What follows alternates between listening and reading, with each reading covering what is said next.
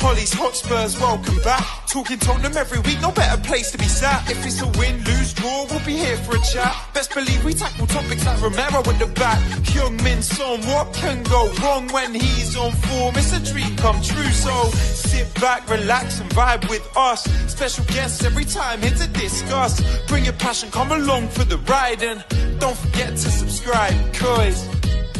Hello and welcome to another episode of Hollie Hotspurs Live, where tonight, ladies and gents, we finally have a win to talk about, and a win at home, and a convincing one too, to say the least. And with me to do so, I'm joined by two fabulous guests. First of all, Mitch, it's great to have you back on the channel, my friend. How are you?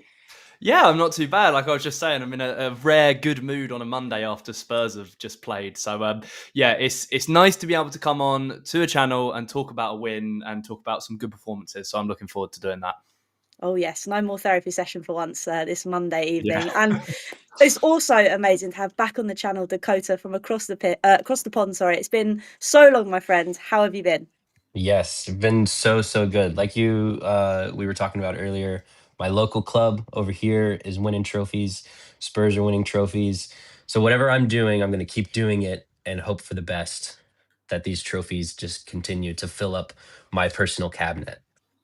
I love it. I love it. No, it is a good time at the moment, Dakota. And as well, for me, it's a double bubble because the Vikings won yesterday as well. And it's been a long time coming. So may it continue. But like I say, welcome to everyone that's tuning in, that's watching live now. If you are new, please make sure you hit the subscribe button, hit that like button, get your comments into the chat because, like I say, it's going to be a positive, fun-filled session. I can feel it after, obviously, 2-0 win against Brentford. So let's dive straight into it. Now, Mitch, I'll come to you first. Obviously, it's been a long time coming, especially at home. What was your overall thoughts on the game?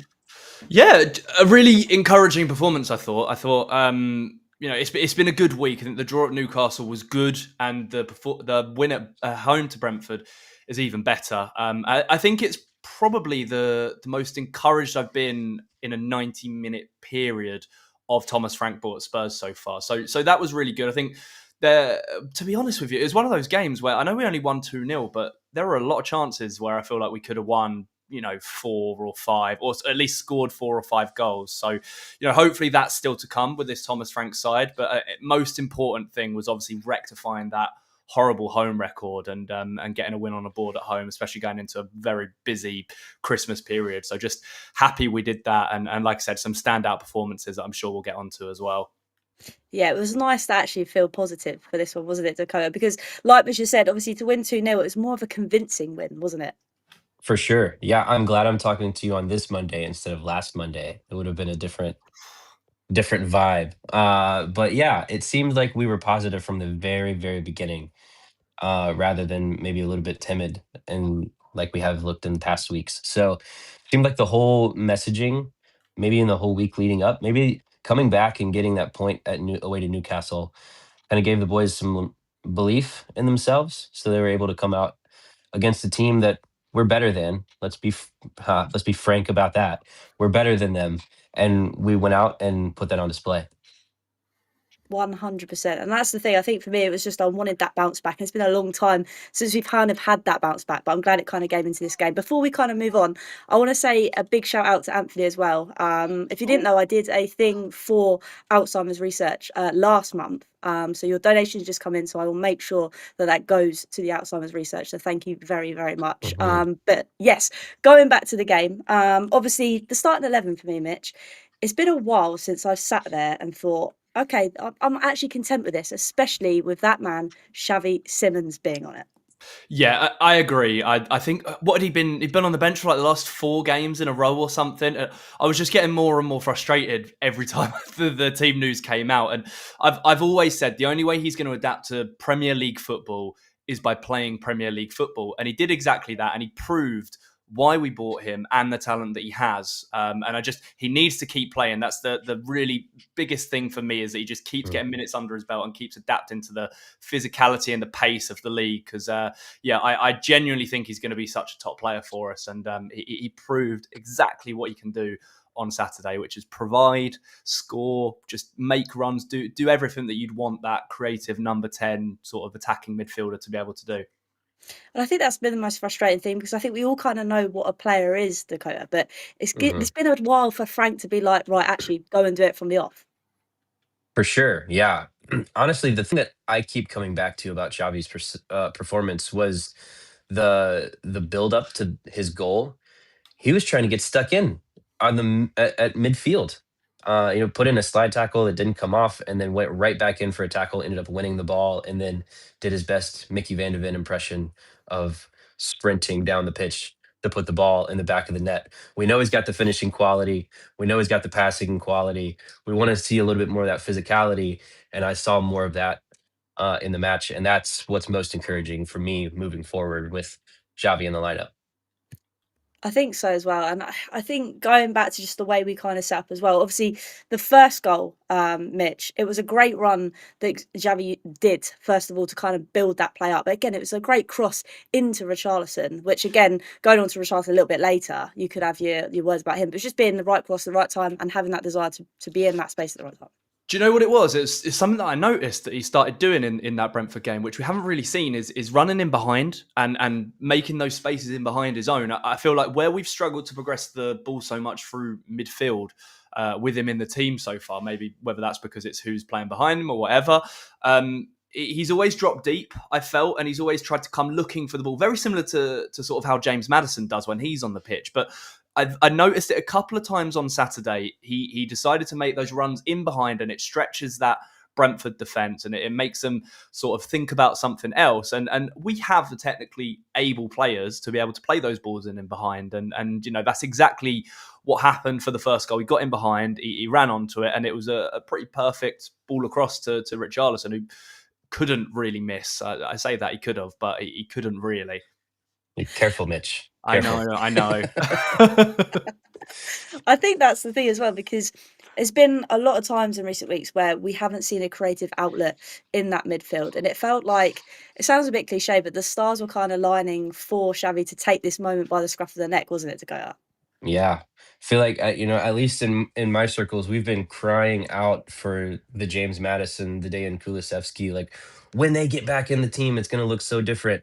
And Xavi gave us a glimpse of that. And maybe we don't have to necessarily wait for Dan to get all the way back up to speed, or the end of the season for maybe James Madison to step back on the pitch. Maybe Xavi is taking that, the bull by the horns and saying, this is my responsibility now. I have the ability. I'm the guy. Give me the ball and let's do the work. And, hopefully, if that keeps going, the performances, I think, will look a lot better.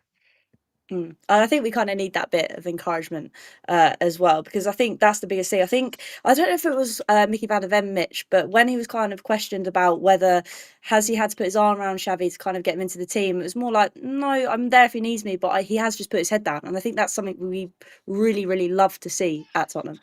I think it kind of couples quite well, and obviously I didn't want him to come into into this Tottenham squad and be sort of like ridiculed for not providing goals or assists or whatever. But I feel like it almost gives him a bit of a chip on his shoulder and a point to prove when he's getting so much or so many eyes on him on social media, and he's being compared to people calling him one of the flops of the season and stuff like that. I think we've all seen that he's quite online. He's one of those modern day players that does look online and he sees what people post and stuff. So I think for some people, it kind of lights a fire in their belly. And I think it does that for Xavi Simons. He wants to go out there and prove what he's capable of. And yeah, I think he will continue to do it. I really, really do. Especially now, obviously, he's scored his first Premier League goal for Tottenham. And I know you touched on it a little bit, Dakota, in terms of the way that kind of goal happens. But even when he's managed to take that run, it's the players he then manages to get the ball through and to take that shot. I think it was 3 players around him at one point.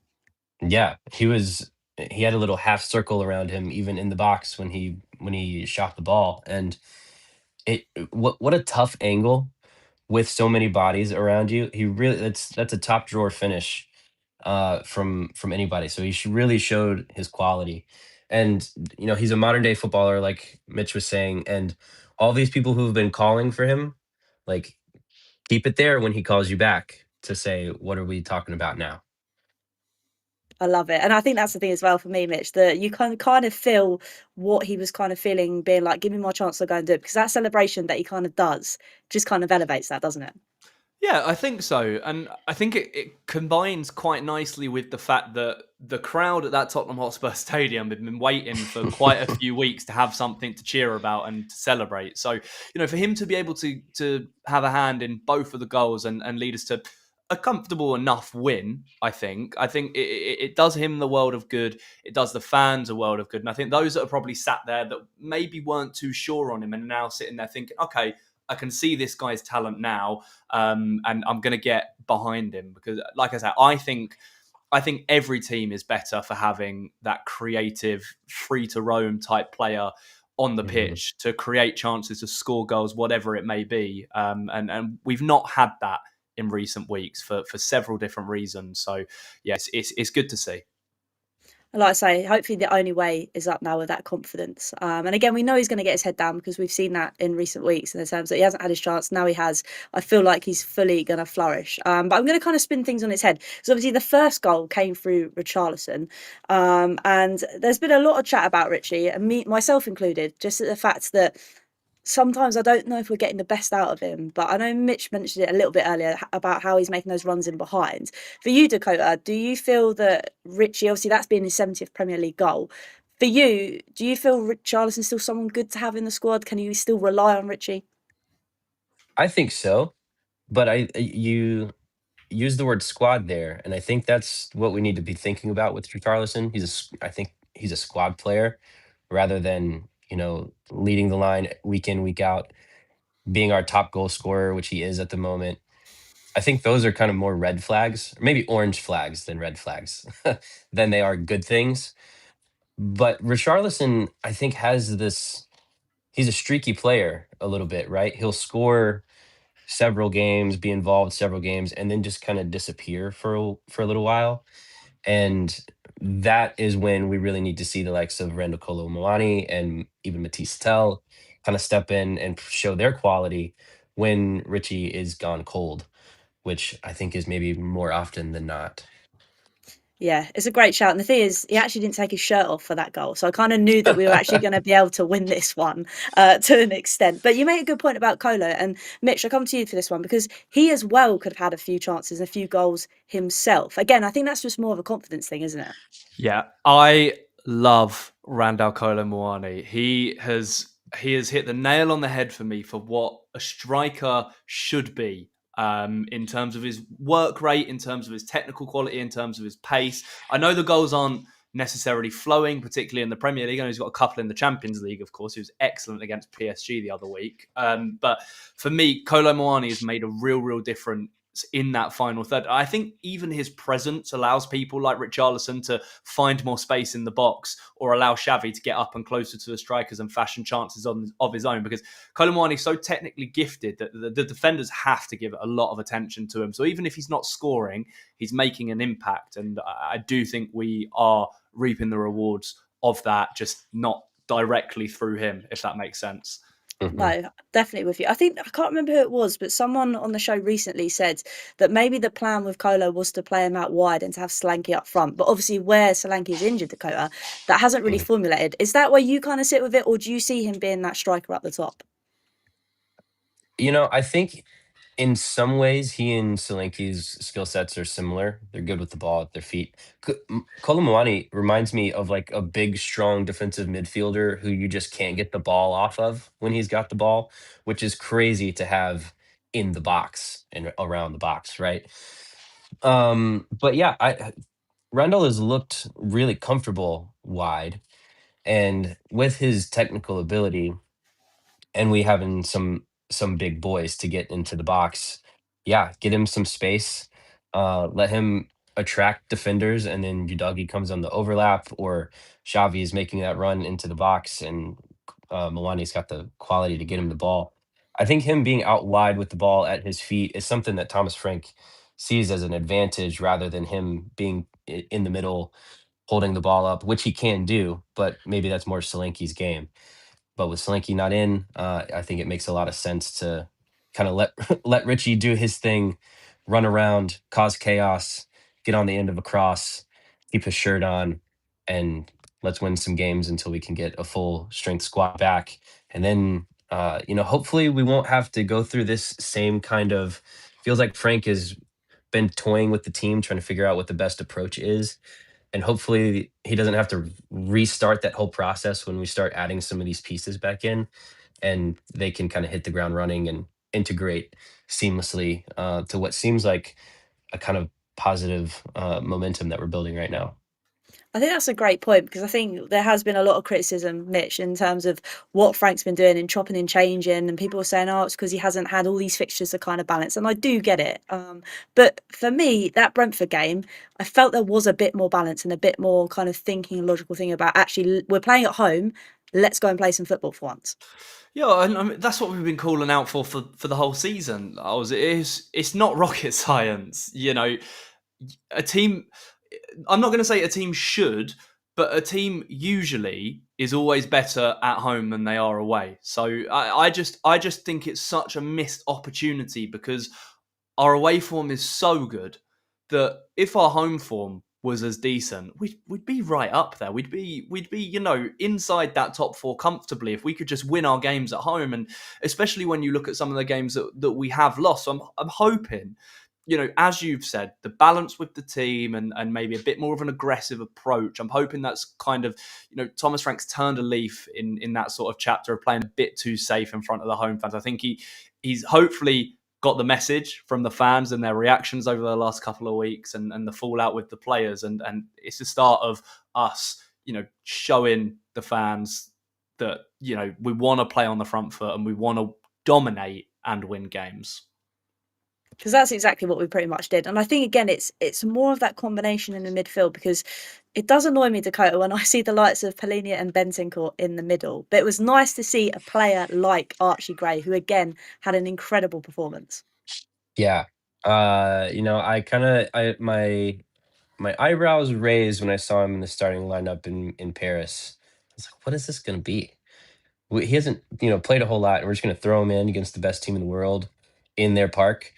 And then he had maybe his best game in a Spurs shirt so far, and then earned the next start and played well. And then, yeah, came on and kind of changed the game. So I would love to see more of Archie Gray moving forward. We know he's got the tools. He just needs to be given the opportunity, and he's making the most of his opportunities in what I think is more of his preferred position. Definitely more of his preferred position than what he was playing last season. Left-sided center back is probably not where he would be first choice from Archie if you were to ask him. So getting him in the midfield, let him touch the ball and move play, and then what quality he's got on the delivery. Everyone seems to be right in the mix where you want it to be. So having that from a young midfielder like Archie Gray, and then you think about Lucas Bergvall and Xavi Simons and that midfield, and then let's not forget about Pop Sar. He's still around. Maybe not getting as many minutes as he would like, but that midfield is looking good for a while if we can keep these guys together and them progressing in the way that we think and feel they should. I think that's the thing as well, because Archie Gray, I mean, he had, I think it was 94% pass accuracy, Mitch, which when we've seen the likes of Polinia and Bentancur that haven't necessarily got that very much in their locker to progress the ball forward, when you've got Archie Gray in there, just kind of, again, you find that balance. I think so. And I think a lot of it comes down to confidence, to be honest with you, because this is my issue, right? I don't doubt that Bentancur in particular and Paulinho can pass the ball forward more than they have been doing. I mean, I literally watched an old montage of Bentancur, put together that came across my timeline on social media the other day, and he was phenomenal, and his progression was 10 times the level that it's at now. And I think, when you bring those young and hungry players in, like Bergvall, like Archie Gray, like Papsar, there's such a willingness to prove themselves. And honestly, I'm probably going to talk about it a lot tonight. I genuinely think it all comes back down to the fans, and they want to get the fans on side, and they want to prove themselves in the shirt that they are wearing. And that's why they want to be aggressive. They just want to get up the pitch. Thomas Frank can give them tactics as much as they want, but those players out there on the pitch can feel the energy from the fans in those seats around them. And people like Gray and Bergvall, I think, are such a blessing to be at Tottenham Hotspur Football Club. One, because their ceilings are so high, and two, I do genuinely think they're both good enough, or all three of them, if you want to include Sarr, to provide real competition in that midfield. Mm-hmm. If we Spot could, on. if Go we on. could somehow convince Bentancur that every game he's playing is for Uruguay, Yeah, we'd get the player we wanted. true. Yeah, and it comes down to that motivation again. Kind of like what Mitch said in terms of the young players are trying to be hungry, they want to prove themselves. Dakota, it's not that he's safe, but it's really hard. Where he's been playing lots of games alongside Polina, it's almost like, yeah, my spot's secured. Do you know what I mean? Mm-hmm. Yeah, and I wonder if that's not part of this run of games for Archie Gray too. And there's minutes to be had, especially in that midfield. We've got a lot. Yeah, we're missing two of the creative boys, but that deeper section, we've got arguably too many bodies. So giving some guys rest, letting them see that, yeah, there's some players here. It's not just you and then leveled down as everyone else. Everyone's right here together, and you need to keep working to keep your spot and to continue to earn your spot, because it's really like a new competition every single day. I think would be a good way for Thomas Frank to communicate how that midfield rotation is happening at the moment. Because when you actually sit back and think to yourself, actually, it is quite stacked in that midfield. And I do get it is going to be a headache for Thomas Frank. But at the end of the day, Mitch, that is his job. Yeah, 100%. That's what he gets paid for. And Thomas Frank knows the responsibilities and the pressures of taking on a job like this. And that's why he gets so much criticism. You wouldn't get the same level of criticism, I don't think, if he was doing the same thing at Brentford or he'd only just joined Brentford. There's high expectations at a club like Tottenham, and I think rightfully so. I've said this so many times. If the standards are not good enough and not what we've become accustomed to, I don't want to say we've been spoiled over the last few years, but I feel like we had a period where we were consistently at at Champions League level, excuse me, and we've dropped off of that, I think, in the last couple of years, but the expectations are still there. And Thomas Frank's got to find the right fit and the right players and the right way to go about getting us in and around those places again, even if the league is arguably as competitive as it has been in the Premier League era. No, it's a great chat. And that's what you say. That's what he's been brought in to do. And I feel like it is there. I am obviously feeling a lot better after obviously Sunday's result, that 2-0 kind of win. But kind of going back to it now, I come to you, Dakota, because obviously when we're on the positive vibe, I like talking about all the players that have been positive rather than spending Yeah. my Mondays talking about what's gone wrong. And there's one player that keeps popping up every single week for the right reasons, and that is Kudus. Because again, he is the only player I think in that whole game that won literally all of his duels against Brentford. And it just shows you what a talent and what a still he was to bring him from West Ham. Absolutely. He's got everything that you want in a player in general.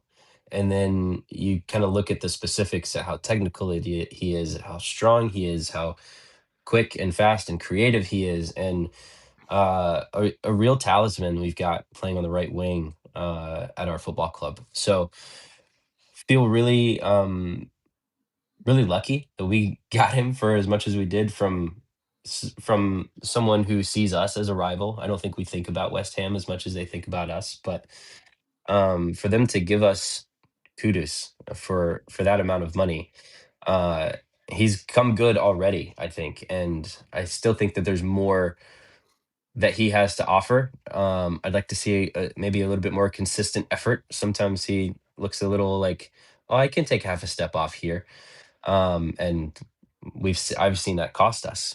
So, um, but yeah, knowing that when he's on the pitch, we have someone that we can get the ball to, and 8 or 9 times out of 10, it's going to end up in a dangerous position, is incredible to have in a league like the Premier League, or a side like us who, like we mentioned already, we've got some big boys that can like to get in the box, and we've got dangerous guys from the midfield who are making runs into the box. So someone who can put that ball on a silver platter for Richarlison's head or overhead kick when he decides to, or a Xavi Simons coming in late into the box is uh, uh, priceless.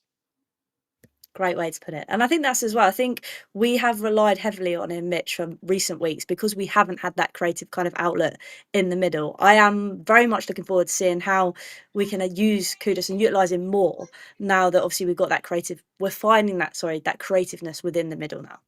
Yeah, I think so. And like you guys have both said, I feel like there's more that he can give us. I feel like there's more to his game that we haven't necessarily seen yet. And I think that proves just how high our standards are for him already. And he's only been here a few months, which is crazy because he's such an important player for us. And yeah, I feel like there's another level he can take his game. You can see it in the way he plays. He does so much good with the ball. It's just I say this about a lot of players at Spurs actually, but I do just think there's that extra level that they can find in the final third. I'd love to see him score more goals. And just really get into those right positions to be able to provide the chances, because I feel a lot of the time he does the really hard work, which is beating his man, but then maybe the pass is off or maybe he picks the wrong one. And this isn't a criticism of him because he's been fantastic and one of our best players this season. But as you say, Hulls, I'm looking forward to seeing what we can do with him. And this is why I'm so hopeful that we go out and maybe make a couple of additions in January to complement Kudus in that front line, if it's another winger on the other side, or whether it is to bring in another forward or midfielder, whoever it will be. I do think that will only help him for the rest of the season and going forward as well.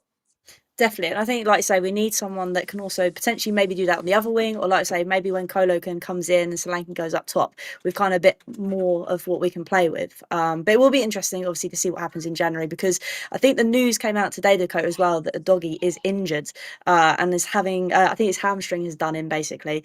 So again, that's something we need to go and sort out potentially in January as well.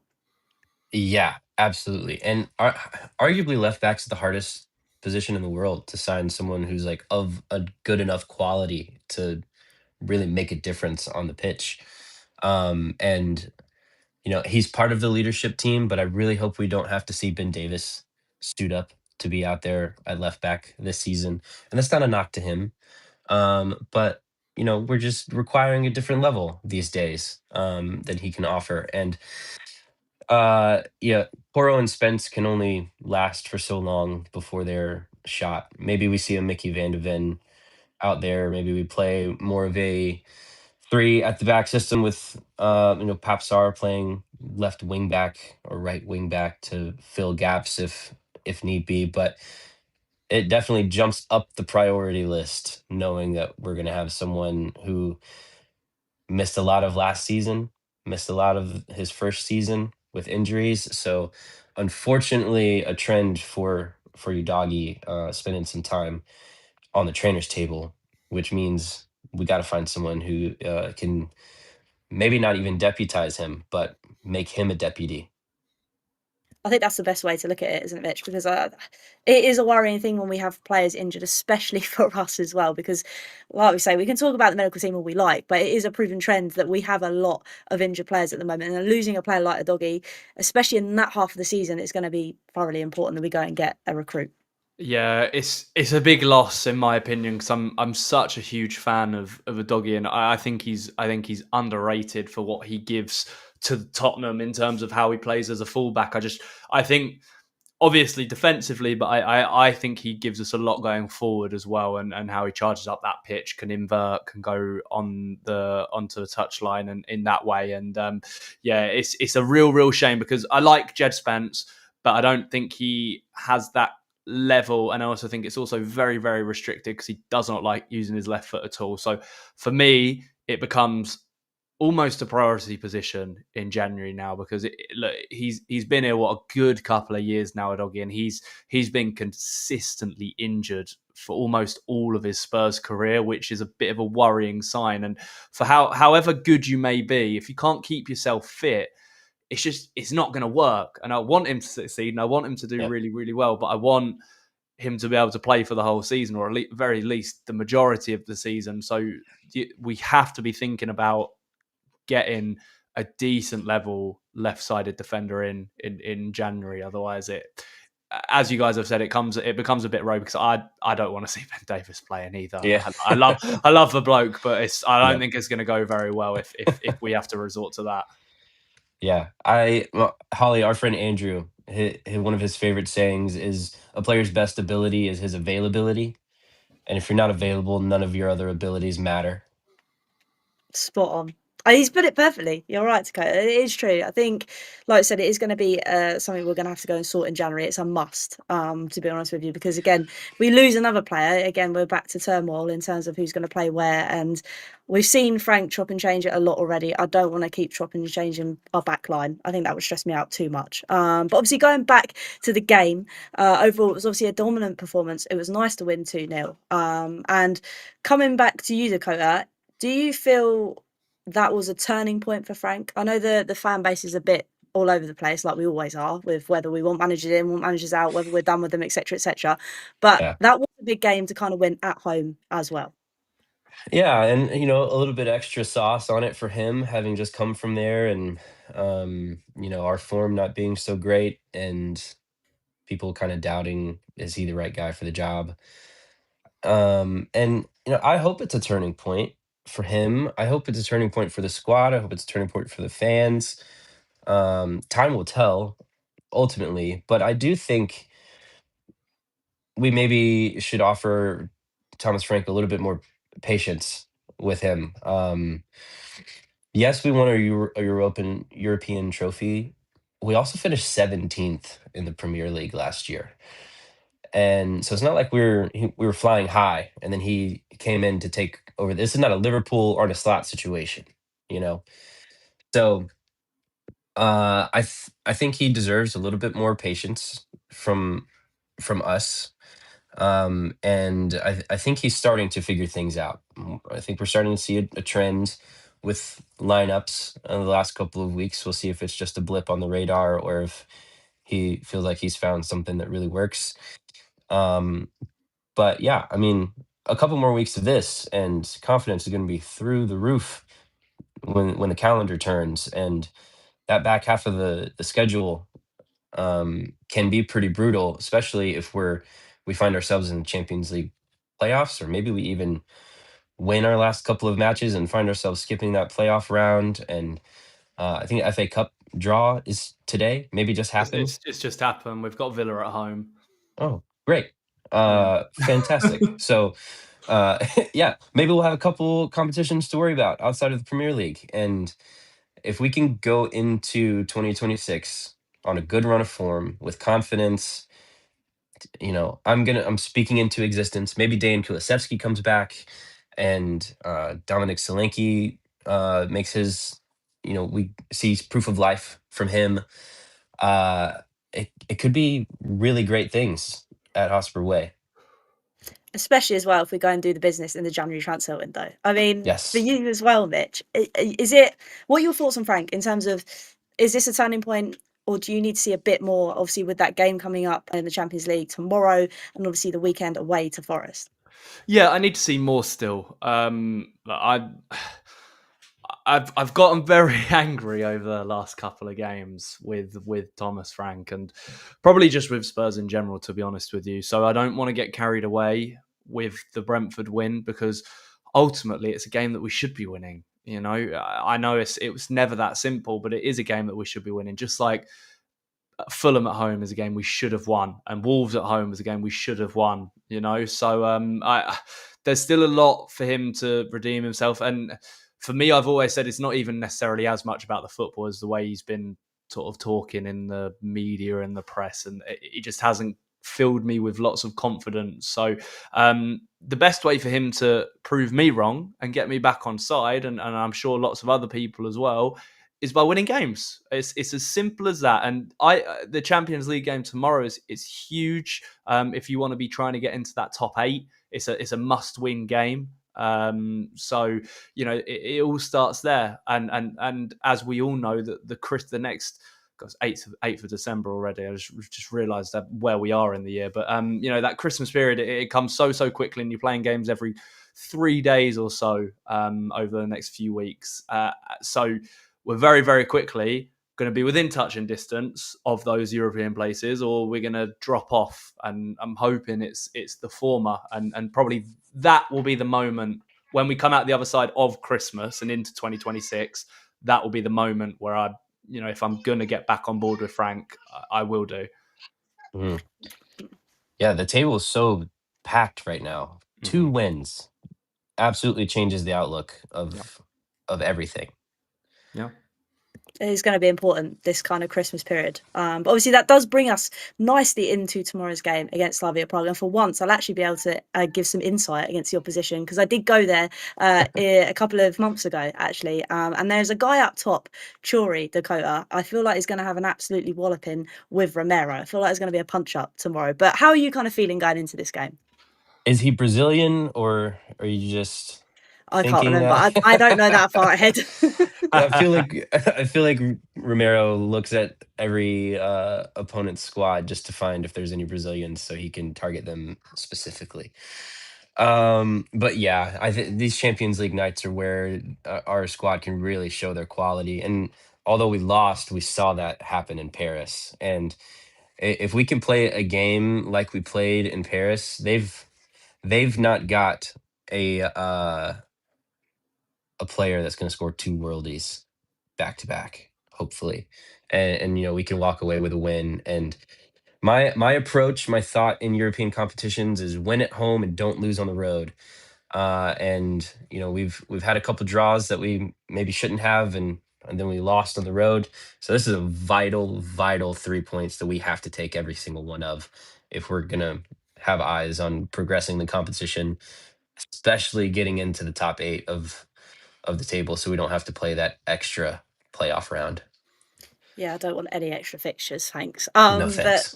that's the thing as well, because obviously looking at Slavia, they're top of their league, and I think they beat or drew against Atletico. Sorry, they drew against Atletico Bilbao. So that being said, Mitch, I know we said it's a very important game. It is Spurs, and I am worried that we could have a little slip up. But after the game against Brentford, with that little bit of kind of crowd atmosphere in terms of us getting behind the team, actually feeling good we've got a win, surely it's under our belts, isn't it? Yeah, I think so. I think they haven't actually won a game after 5 matches in the Champions League, Slavia. So, that's encouraging for us. Like I said, I don't think even a draw is enough tomorrow. I think if we drop points tomorrow, I think we're resigned to having to probably settle for those playoff places with there only being Agreed. 3 games left in the Champions League. So we really, really do need to win. I think, especially with the fact that Dortmund are coming to us, and then it slips my mind who the last game is. Is it a German side? Might be a German side. Anyway, but yeah, we need to win, and we should win. And I saw Frank's comments today. I think he said he is going to rotate, which is interesting. I get it. I do get it. But I hope he doesn't rotate too much to the extent that it just completely disrupts the flow. Because it was quite a contrasting interview, because he was talking about building momentum and how nice that's starting to feel. But then he was also like, yeah, I am going to make some changes for this game. So it's sort of like if you make too many changes, it kind of disrupts that momentum, and you kind of lose that feel as to who your best players are and which team you want to put out there. So yeah, fine balance to be had for the game. But I'm personally not taking any excuses for not winning tomorrow. That is my stance. Yep. I think, we don't have a whole lot of rotation options on the front line because Matisse Tell's not registered for that. And so, what does that leave? Brennan Johnson, Kudus, maybe Moani up top. Midfield, I think, is still encouraging. If he rotates who's that? Polina Sar, Bergval. Great. And then Mickey Van de Ven just got a rest, so maybe he's captaining the side with Danso next to him. And then we only have 2 fullbacks, so no rotation options. And as long as we don't see Kinski, that would be a worrying rotation option for me personally. I was going to say, because obviously that's where he used to come from, Slavia Prague. So that would be an interesting game for him to be chucked into the deep end. But I think we've kind of seen with Vicario, obviously after the bit of turbulence he had after that game with another clean sheet, it would be weird to take him out for this game. So hopefully that isn't a lot of rotation, and he will stay between the sticks. But that then leads us on to the game at the weekend. Like we've kind of said already tonight, they're coming thick and fast, and we are playing away to Forest. Now, Mitch, I know we said the Slavia game was a must-win, but this is also a must-win with where they are on the table at 17th. Yeah, I think so. I think the mentality has to be that. I think Sean Dyche has gotten playing a lot better now. So he is, I think, to an extent, I take it with a pinch of salt, because I don't think, had Sean Dyche been in charge from the start of the season, they would be as low down as they are.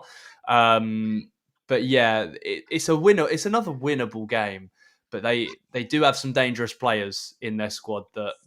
That game worries me a lot more than the Slavia Prague game, which is interesting contrast, really, because our away form's much better than our home form. But it's just one of those that, yeah, I'd be delighted if we come away from Forest with a win. I don't know if that's like PTSD from the last couple of seasons or whatever, obviously, where they've been challenging for European spots or anything like that. But yeah, hopefully another win there. Fingers crossed, because obviously they lost to Everton 3-0. You can tell I put these notes down because I'll forget otherwise. But for you, Dakota, how are you kind of feeling going into this Forest game away? Like Mitch said, obviously it's a away game. Normally we'd be quite buzzing for that. Yeah, and if Frank is planning to rotate tomorrow, that means he's got eyes for a strong team away to Forest, which again is encouraging that we can walk out of there with all 3 points. So strong team away from home, team that's down in the table. 3 points, 3 wins. So let's go do it. 100%. None of this nature where we rock up to places and don't actually play the way we should be playing. Because I am hoping Frank is slowly finding his feet with what he can deal with in terms of swapping teams, having to play different fixtures, etc., being in Europe. But it will be an interesting kind of viewing both for tomorrow and the weekend, and obviously the games ahead coming thick and fast in this Christmas period. But at the moment, I'm very pleased that we've managed to get 3 points away at home, to Brentford 2-0. But like I say, it's been an amazing show tonight. Obviously, to talk about a win, it's been nice and positive. So we'll go around the table and say our goodbyes. So first of all, Mitch, thank you once again for joining us tonight. Where can everybody find you doing your thing? Yeah, pleasure for her. Thank you for having me again, Holes, and lovely to be on with you as well, Dakota. It's been a pleasure. Yeah, I'm just all over the socials these days, just at Mitch_Fretton, Twitter, YouTube, TikTok, all of that sort of stuff. But yeah, it's crazy. I feel like I'm only just calming down from the Brentford stuff, and we've already got another game tomorrow. It's just all over the place. But yeah, I am looking forward to it, and I'm hoping for a win. Yeah, I'm gonna go with a comfortable one. I think it's gonna be like an easy 3-0 win. We'll see. But yeah, it's been a pleasure. So thank you for having me again, Holes. No, thank you so much. Make sure you go check out Mitch's stuff as well. And Dakota, it's been a privilege to have you back on, my friend. Where can everybody find you doing your thing as well? Yeah, great to be back here, Mitch. Great to be with you. Contrary to Mitch, I'm mostly off of social media these days, but every now and then I'll post something from life in the Pacific Northwest of the United States. You can find that on Instagram right there at Dakota J Booth. And yeah, let's just win both games 3-0. Does that sound good to you guys? Yeah. Yes. All right, let's mail it in. There we go. But no, thank you once again, Dakota. And like I say, make sure you go check out these guys' stuff and what they've been doing, etc. And like I say, thank you to everybody that's tuned in tonight, that's going to be rewatching this. Like I say, Hollie Hotspurs Live will be back next Monday, hopefully talking about another win, because I do enjoy it a lot more when we win things. And like I say, thanks to everybody in the chat. And I guess until next time, come on, you Spurs.